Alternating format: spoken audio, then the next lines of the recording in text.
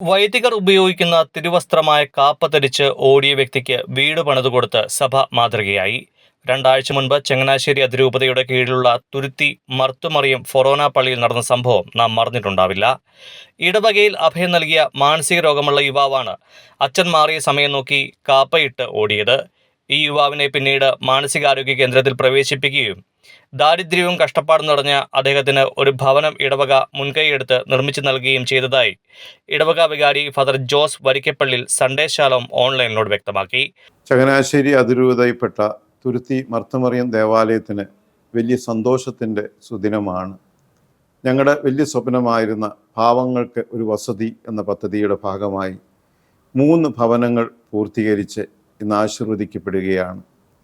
ഈ ഇടവകയിലെ ഏറ്റവും പാവപ്പെട്ടവരായിരുന്ന കുറേ ഭവനങ്ങൾ അതിനുവേണ്ടി തിരഞ്ഞെടുക്കപ്പെട്ടത് എന്നത് ഞങ്ങൾ ഓർക്കുന്നു.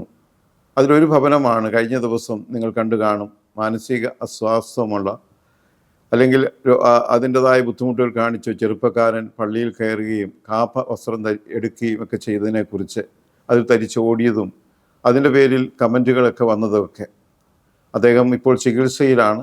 അദ്ദേഹത്തിൻ്റെ അപ്പനും അവിടെ കൂടെ നിൽക്കുകയാണ്. എങ്കിൽ പോലും ആ ഭവനവും ഇന്ന് വ്യഞ്ചരിക്കപ്പെടുകയാണ്. അങ്ങയുടെ സാന്നിധ്യത്താൽ ഈ ഭവനത്തെയും എതിരെ നിവാസികളെയും ആശീർവദിക്കണമേ. ആത്മീയവും ശാരീരികമായ എല്ലാ വിപത്തുകളിലും നിന്ന് ഇവരെ കാത്തുകൊള്ളുകയും ചെയ്യണമേ. പിതാവും പുത്രനും പരിശുദ്ധാത്മാവുമായ സർവേശ്വരായ എന്നേക്കും.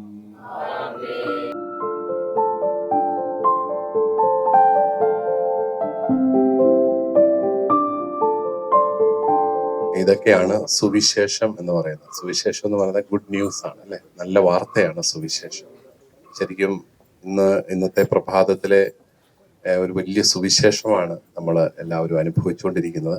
അച്ഛനാണെങ്കിലും ഇവിടെ സ്ഥലം വാങ്ങുക മാത്രമല്ല, ഇങ്ങോട്ടുള്ള വഴിയും കൂടെ അച്ഛൻ റെഡിയാക്കി. ഒത്തിരി കുടുംബങ്ങൾക്ക് വഴിയുമായി.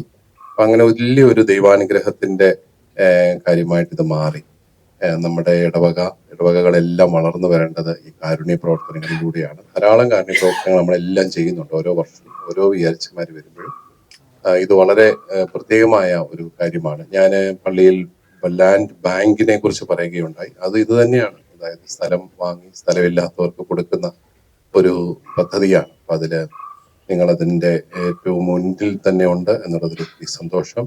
പ്രിയപ്പെട്ട വരിക്കപ്പള്ളി അച്ഛന് ദൈവമായിട്ട് ഞാൻ നന്ദി പറയുന്നു. അപ്പോൾ കഴിഞ്ഞ ദിവസങ്ങളിൽ മിക്കവാറും ആൾക്കാരൊക്കെ കണ്ട ഒരു വീഡിയോ ഉണ്ടായിരിക്കാം. അത് തുരുത്തിപ്പള്ളിയുടെ സങ്കീർത്തിയിൽ നിന്ന് അച്ഛൻ്റെ തിരുവസ്ത്രവും അണിഞ്ഞ് ഒരാൾ ഓടിപ്പോകുന്ന മാനസിക വൈകല്യമുള്ള ഒരാളായിരുന്നു. അതിനെ പല രീതിയിൽ വ്യാഖ്യാനിച്ചുകൊണ്ടാണ് സോഷ്യൽ മീഡിയയിൽ വന്നത്. ആ മകന് വേണ്ടിയാണ് ഈ കാണുന്ന ഒരു ഭവനം നമ്മൾ കൊടുക്കുന്നത്. ആളുടെ പിതാവ് ബാബുച്ചേട്ടൻ നമ്മളോടൊപ്പം ഉണ്ട്.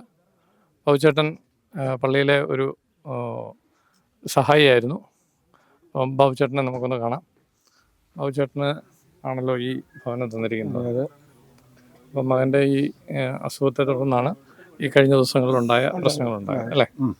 അപ്പം ഇപ്പോഴത്തെ ഈ ഭവനം കിട്ടിയപ്പോൾ ബാബുച്ചേട്ടൻ്റെ ഒരു മനസ്സിലുള്ള ഒരു കാര്യം ഒന്ന് പറഞ്ഞാൽ. അവനില്ലാത്ത ദുഃഖമുണ്ട്. വീഡിയോയിലൊക്കെ പോയില്ല, അതിനൊരു ദുഃഖം എനിക്കുണ്ട്. മനസ്സിനോട് എനിക്ക് അത്രയും വിഷമമുണ്ട്.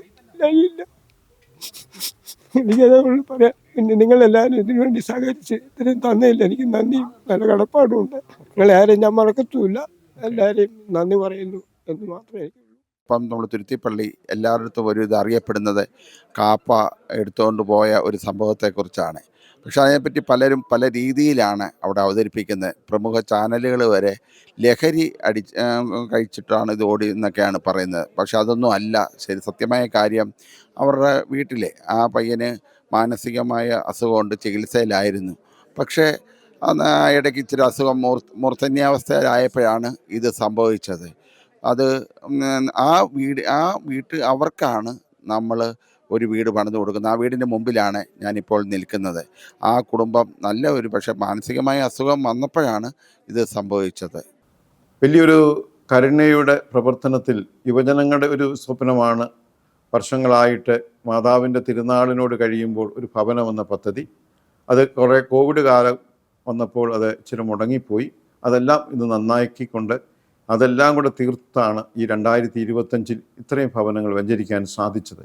അതും ഇവർക്കെല്ലാം ഇത് നൽകുമ്പോൾ പ്രത്യേകിച്ച് കാരുണ്യത്തിൻ്റെ, സ്നേഹത്തിൻ്റെയും ഒരു കരുതലിൻ്റെയും മുഖം ഞങ്ങൾക്ക് ദൈവം ഒരുക്കിയിരിക്കുന്ന കൃപകളോട് ചേർന്നുകൊണ്ട് പ്രകടിപ്പിക്കാനുള്ള അവസരമായി കണ്ടുകൂടുകയാണ് ഞങ്ങളിത് നിറവേറ്റുക. പ്രത്യാശയുടെ തീർത്ഥാടനം എന്ന ബോധ്യം ഉൾക്കൊണ്ടുകൊണ്ട് എല്ലാം നന്നായി ക്രമീകരിക്കുന്ന തമ്പുരാനോട് ചേർന്ന് ഈ കൊടുക്കുന്ന ഭവനങ്ങൾ ഓരോന്നും എല്ലാവർക്കും പ്രയോജനകരമാകും, കുടുംബത്തിന് സന്തോഷമുണ്ടാകും എന്ന ചിന്തയോടെ ഞങ്ങൾ നൽകുകയാണ്.